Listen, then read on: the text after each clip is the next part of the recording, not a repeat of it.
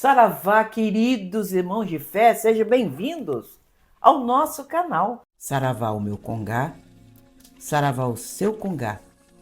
Salve todos os nossos guias, orixás e protetores. Peço licença para trazer o vídeo no dia de hoje. Eu vou começar hoje o vídeo contando uma história real. Uma história que nós enfrentamos quando nós criamos o nosso terreiro, na região metropolitana de Porto Alegre. Quando nós chegamos aqui, nós criamos um terreiro à medida que nós conhecíamos, um terreiro de Umbanda com caboclo, preto velho.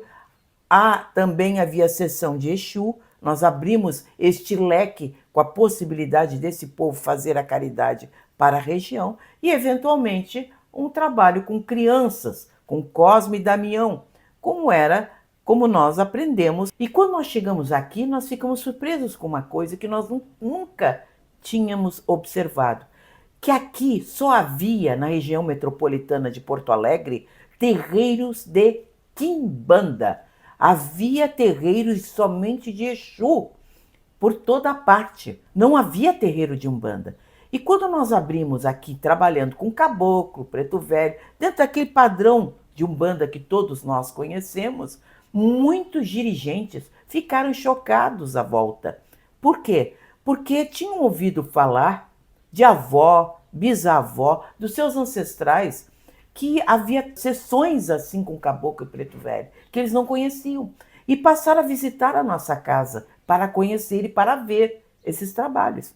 E também passaram a, naturalmente, copiar esses pontos cantados que nós tínhamos aqui e que eles não conheciam.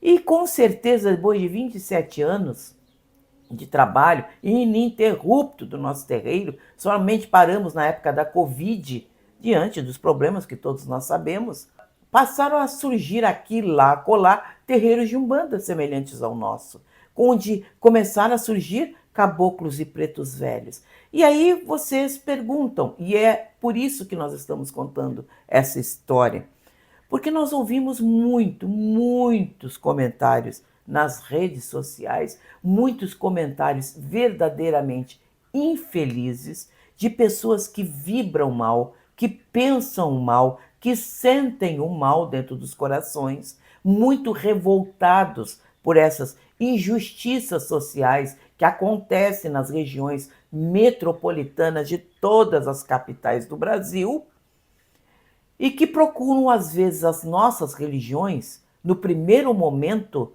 pedindo coisas que não somos capazes de dar, porque pedem o mal, querem que façamos o mal, sejamos vingadores dos seus problemas pessoais.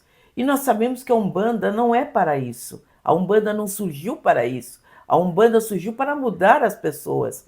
E aí vale aqui o vídeo que nós fizemos recentemente, falando de 2 livros importantíssimos, que são aqueles livros que desbloqueiam a nossa mente. O primeiro livro é O Curtiço, de Aloysio Azevedo, que é um livro literário, é um livro que fala com uma certa rudeza, crueza nas palavras, mas como é que viviam as populações que tinham sido recentemente libertadas do processo de escravidão, essas populações mais pobres, essas populações mais jovens, que não encontravam um local de moradia nas capitais, eram empurradas para essas periferias, que deu origem, hoje, atualmente, às favelas. Se fala no mundo inteiro, conhecendo a riqueza cultural que é uma favela, de fato é. Foram empurrados para essas regiões metropolitanas para ter uma vida à parte das capitais, sem nenhum tipo de infraestrutura, que é o que nós encontramos quando viemos para cá. Sem uma infraestrutura, sem uma escola decente, vamos dizer assim, do chamado segundo grau. Havia muito poucas escolas de primeiro, de fundamental aqui, quando nós chegamos. Faltava água, faltava luz, faltava tudo. O transporte, então, nem se fala. Transporte é um artigo de luxo e tinha que passar ainda por ruas e estradas sem calçamento. Isso é só para que vocês tenham uma ideia, porque isso é uma realidade da grande maioria da população brasileira no país inteiro. Essas regiões jogadas a essas periferias, essas injustiças sociais, sendo maltratadas por patrões que não compreendem a sua situação, toda essa situação foi se criando um ranço social, de fato, e fazendo e criando e fomentando esse ódio das populações, especialmente as populações de origem preta, que é justamente aqueles que tinham sido libertados do processo de escravidão, isso em 1888, com a Lei Áurea da Princesa Isabel, que realmente tinham sido jogados para a periferia e que detestavam as pessoas das capitais, porque as pessoas das capitais tinham tudo e eles não tinham nada. Isso quem conta não sou eu que estou falando. Eu falei parte daquilo que vivenciei na região metropolitana e que nós lutamos muito para modificar em torno. Mas nós estamos falando do livro de Aloysio Azevedo, O Cortiço, que falava lá no século XIX, vejam bem, sobre esses problemas, de uma forma muito simples, muito rude e muito verdadeira. E depois veio o trabalho de João do Rio, As Religiões do Rio, isso bem próximo ao surgimento da Umbanda, e isso eu vou conversar com vocês, porque também é um outro ranço nas redes sociais. Isso em 1907, aproximadamente, João do Rio publicou As Religiões do Rio, falando o que acontecia na macumba, que foi originária da cabula e que deu, por sua vez, origem à quimbanda que nós temos hoje nas periferias das capitais, que é o que reina absoluta na região onde nós nos encontramos. E esses livros são necessários para que a gente conheça a realidade dessas populações. São necessários para quem quer fazer um trabalho de conclusão na universidade, ou até nós, pessoas simples, que vivenciamos nosso dia a dia, é importante que a gente conheça esses trabalhos, para entender por que e como as coisas são, sem fantasia, sem dourar a pílula e sem transformar isso numa história, num continho de fadas, quando não é. É um conto rude, é um conto verdadeiro, que todos nós estamos lutando diariamente para mudar a realidade dessas pessoas. Agora nós vamos falar também da Umbanda. Esta Umbanda de Zélio Fernandino de Moraes, e antes que digam que a Umbanda não nasceu com Zélio, que Zélio embranqueceu a Umbanda e coisas assim, que é o que se vê esses mantras nas redes sociais, nós temos que entender que Zélio Fernandino de Moraes, de fato, e isso é reconhecido em todos os estudiosos desse período, foi uma contrarresposta. Sim, uma contrarresposta da espiritualidade superior para combater justamente esse crescimento desordenado da quimbanda. E eu não falo da quimbanda com os nossos queridos Exus guardiões. Eu estou falando daquilo que chamam macumba, quimbanda, ou seja o que for, que muitas entidades se travestem de Exu de lei, Exu guardião, mas na verdade são terreiros de quiumbas, terreiros de espíritos imperfeitos, terreiros que as pessoas procuram justamente para entregar ali a eles pedidos nem um pouco éticos, nem um pouco corretos, e eu vejo isso muito nas redes sociais, infelizmente ainda, porque as pessoas vibram mal às vezes, as pessoas sentem o mal e afinizam com o mal nas redes sociais, pedindo para essas entidades fazerem alguma coisa por elas, a qualquer preço, sem contabilizar a lei do retorno. A lei do retorno, ela é inadiável e certa. E essas pessoas, muitas vezes eu escuto e leio, elas não querem aceitar a lei do retorno. Mas é lógico que não quer aceitar a lei do retorno, porque se pensar que existe realmente a lei do retorno, que ela é visível para qualquer um, basta ter os olhos abertos para perceber, vai sofrer justamente o retorno de suas próprias ações. Ou seja, se ele pediu mal para alguma entidade qualquer de algum outro lugar, ela vai colher mais adiante o resultado desse mal, correto? E o remorso, como é que fica? E a consciência, como é que fica? Então, muitas vezes as pessoas querem se enganar a si mesmo, dizendo que não existe a lei do retorno, que não acredita na lei do retorno. O que ela é, vamos dizer assim, imperial, porque está nas mãos de Deus e o universo inteiro está sujeito a ela. Que não são nem quimbanda, eles se dizem quimbanda, mas muitos terreiros são voltados à magia negativa. Sim, abertamente voltados para a magia negativa, que não é umbanda. Vejam bem, umbanda não é magia negativa. Tanto é verdade, como nós estávamos falando, e muitas pessoas não aceitam, a espiritualidade superior escolheu para ser médium um jovem de 16 anos, de classe média carioca, considerado branco, porque no Brasil ninguém é branco, de fato, porque nós somos um país miscigenado desde a nossa origem, mas tudo bem.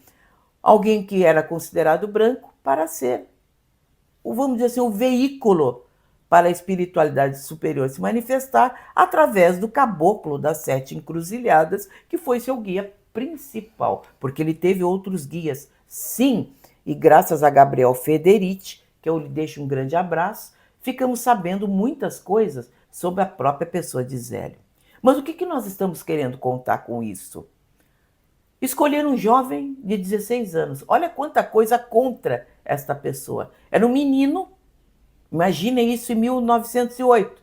Como é que o jovem era tratado na sociedade? O jovem não tinha boca, não tinha vez, não tinha opinião. Não é verdade? Escolheram um menino de 16 anos, os espíritos superiores, e branco, para fundar uma nova religião no país. Fundar. Aí vocês dizem assim, mas a Umbanda já existia. Não, a Umbanda não existia como religião.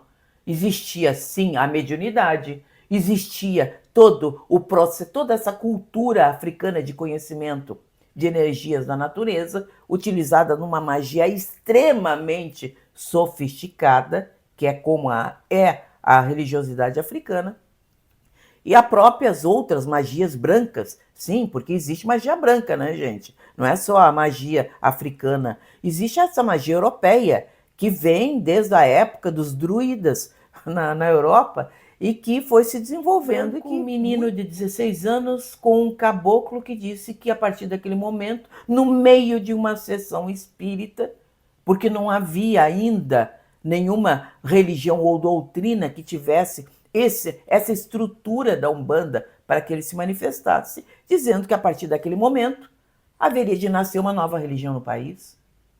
E muitos não querem aceitar. Mas, na verdade, a Umbanda, essa Umbanda primitiva, essa Umbanda lá de Zélio, de 1908, que muita gente não quer saber, não quer conhecer, ela realmente aproximou, ela começou a quebrar, a dissolver esses caroços, esses ranços da população branca contra a preta e a preta contra a branca. Ele começou a reunir as pessoas dentro dos seus terreiros, iam para dentro de um terreiro de Umbanda, se ajoelhar diante de um preto velho, o espírito de um antigo escravizado, que tinha a grandeza espiritual fabulosa de ser um espírito superior, de ver ali na frente, não o descendente daquele que um dia bateu o chicote nas suas costas com ódio, mas percebendo que ali havia um ser humano necessitando de ajuda, necessitando de amor para uma transformação. Vejam a grandeza da espiritualidade. Ele aproximou inimigos, que seriam inimigos históricos, hoje, a sentar um na frente do outro na Umbanda para conversarem. Então a Umbanda, com seus templos, com o seu grupo mediúnico, com o seu desenvolvimento, com sua doutrina, com seus sacerdotes, só surgiu a partir de 1908. Havia, sim, caboclos e pretos velhos incorporando antes em médiuns. Sim, o próprio Curuguçu, caboclo Curuguçu, citado por Leal de Souza, no artigo do Jornal da Umbanda de 1952, e que W. da Mata e Silva fala em Umbanda de Todos Nós, vejam bem, já falava desse grande caboclo, dessa grande entidade que estaria aproximando as pessoas. E com isso criou-se a linha branca de Umbanda e Demanda. E aí você diz assim, linha branca, de novo ela está falando em branco. Gente, a linha branca, nós estamos falando uma linguagem de 1908. Naquela época chamava-se a magia negativa, a magia voltada para o mal, de magia negra. E muitas pessoas não admitem mais esse nome. Por quê? Porque ele liga a uma raça, liga a uma etnia que não é verdadeiro. Mas o que nós queremos dizer com isso? A magia voltada para a luz e a magia voltada para a escuridão, na verdade. A magia da luz, que é a linha branca de Umbanda e Demanda. Desconsiderem a palavra, mas nós temos que falar dessas origens históricas e desses nomes que eram da época. Você gostando ou nós não gostando ou não, ou ficando muito desconfortáveis, às vezes, para falar. Mas, na verdade, nós precisamos falar dessa linguagem que era usada nessa época. Então, eles queriam separar esta nova religião, essa nova religião que aproximava as pessoas, que quebrava preconceitos. E eu tenho certeza absoluta para dizer para vocês, o nosso país, a nossa espiritualidade seria completamente diferente se não tivesse surgido a Umbanda em 1908. Ainda há injustiça? Oh, muita. Ainda acontece problemas nas periferias? Oh, só Deus sabe quanto. Existe ainda preconceito? Nossa Senhora, como tem. Mas eu acredito, com toda certeza, eu posso falar para vocês, porque eu vivenciei pessoalmente essa transformação do nosso terreiro nessa região. Como a Umbanda é capaz de mudar, sim, a estrutura psíquica, espiritual das pessoas, fazendo elas sentarem, conversarem, trocarem ideias e, principalmente, verem o outro como irmão, quebrando esses preconceitos históricos, esses preconceitos rançosos que muitas pessoas ainda insistem muito em cultivar. Eu acho que a Umbanda transformou o nosso país. Eu acho que a Umbanda, aliás, tenho certeza, a Umbanda transformou numa coisa belíssima a nossa terra. E acredito que nós somos como somos, este país com todos os problemas que temos, são muitos, mas ainda é um país diferenciado no resto do mundo, onde todas as culturas conseguem sentar e conversar. Realmente, nós fomos um núcleo de experiências da espiritualidade superior. E o Brasil tem respondido muito bem a isso. Então agora nós vamos passar para o nosso querido, amantíssimo, iluminado Minuto Mandinga, onde nós falamos de ervas. O principal é egé, vegetal da nossa Umbanda.